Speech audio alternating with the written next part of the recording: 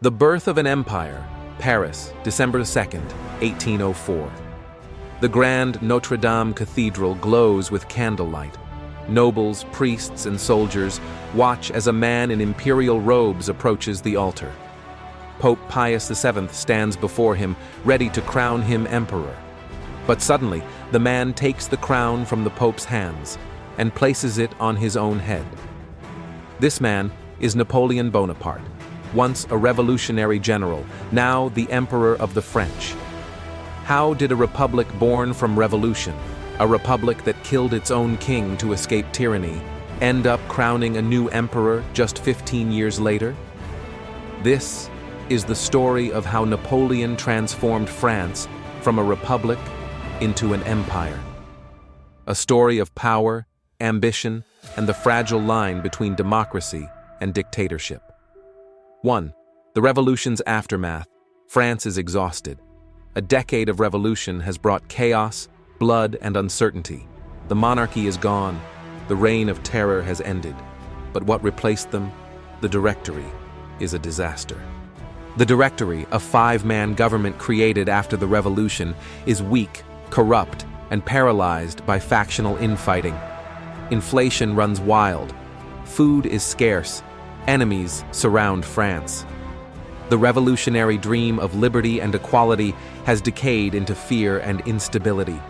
Ordinary French citizens are desperate for order, and into this chaos steps a young general, ambitious, brilliant, and ruthless, Napoleon Bonaparte. 2. The rise of a savior. Napoleon was not born into nobility. He was a Corsican outsider who rose through the revolutionary army through sheer genius. By his early 30s, he had become a hero of the French campaigns in Italy, defeating Austria and reshaping Europe's map. To the people, he seemed unstoppable, a man who could bring glory back to France. To the politicians, he was dangerous, but also useful.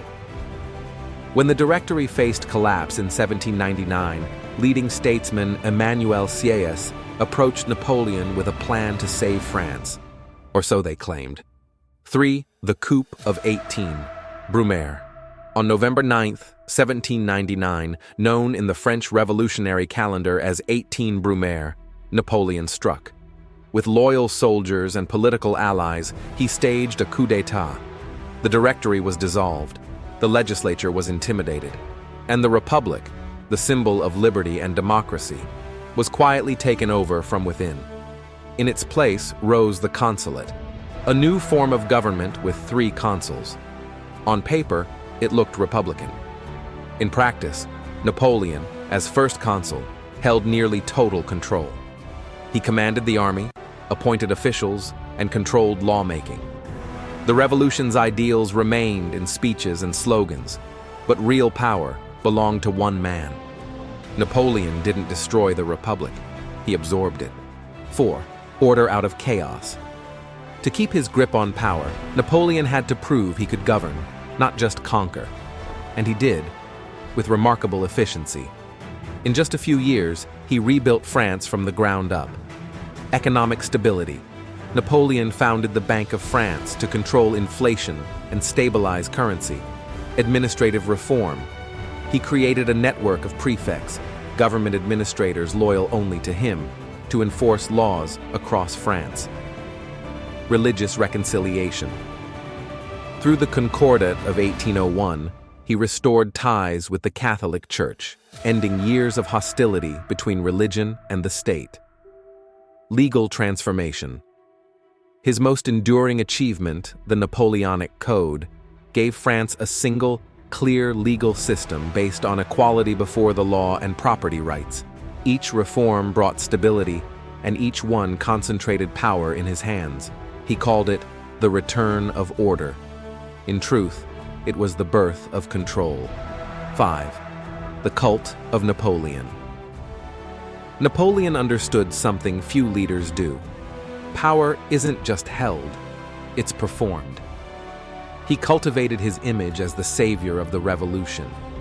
He commissioned portraits showing him as a Roman hero, crossing the Alps or standing before his troops.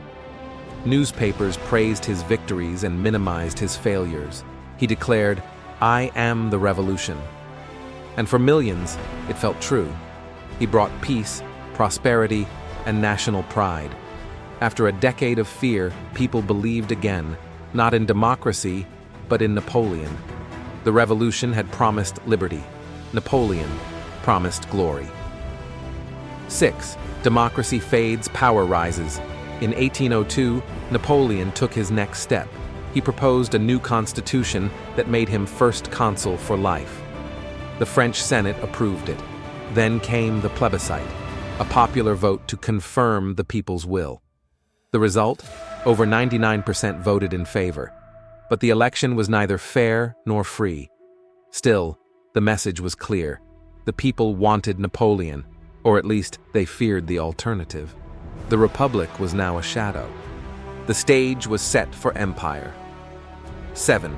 The birth of an empire. In 1804, a conspiracy to assassinate Napoleon was uncovered. He seized the moment, claiming that only a hereditary empire could guarantee France's stability. The Senate agreed. Another plebiscite was held.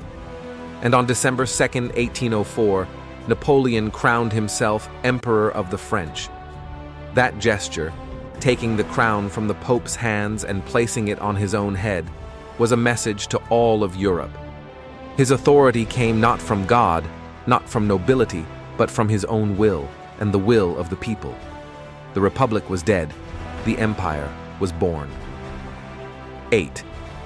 The New Order. Napoleon's empire was unlike any monarchy before it. It was not a restoration of the old order, but a new kind of dictatorship, wrapped in revolutionary symbols. He kept the tricolor flag, the revolutionary calendar, and the Napoleonic code. He spoke of liberty and the people's will. But political opposition disappeared, press freedom ended, and surveillance grew. He created a dynasty, placing his relatives on European thrones: Spain, Italy, Holland. Everywhere, he exported French law and administration, but also his rule. France had traded freedom for power, democracy for stability. 9. The paradox of the empire. Here lies the paradox. Napoleon built an empire in the name of a revolution that had overthrown one. He embodied both its ideals and its betrayal. He spread meritocracy and modern law, but also autocracy and endless war. By 1812, France dominated Europe, but the cost was immense. Millions dead, empires shattered, and a continent in chaos. When Napoleon finally fell, exiled to Elba and later St. Helena, he left behind not just a ruined Europe, but a transformed world. The monarchy returned, but the old order never truly recovered. Napoleon's code, his administration, his secular state, they survived. He had destroyed the Republic, yet preserved its legacy in a new form. 10. The lesson of power. Napoleon's rise is not just history, it's a warning. He didn't seize power through violence or tyranny, at least not at first. He earned it through charisma, crisis, and competence. He gave people what they wanted most: stability. And that's the danger. The people who feared chaos the most became the ones who welcomed his rule the fastest. The line between democracy and dictatorship isn't always crossed with force. Sometimes it's crossed with applause. The return of the Republic. Napoleon's empire is gone, but the myth remains. The Republic returned, but never the same. France would swing between monarchy, empire, and democracy for another century. Yet through it all, one question lingered. Was Napoleon a traitor to the revolution, or its final triumph? Perhaps he was both. A man who gave France law, order, and modern identity, but only by bending liberty to his will.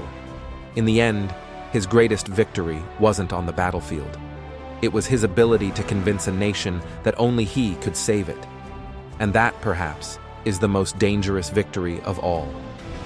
If you found this story fascinating, like, share, and subscribe to Timeless Questions channel, where we explore the civilizations, ideas, and mysteries that shaped humanity.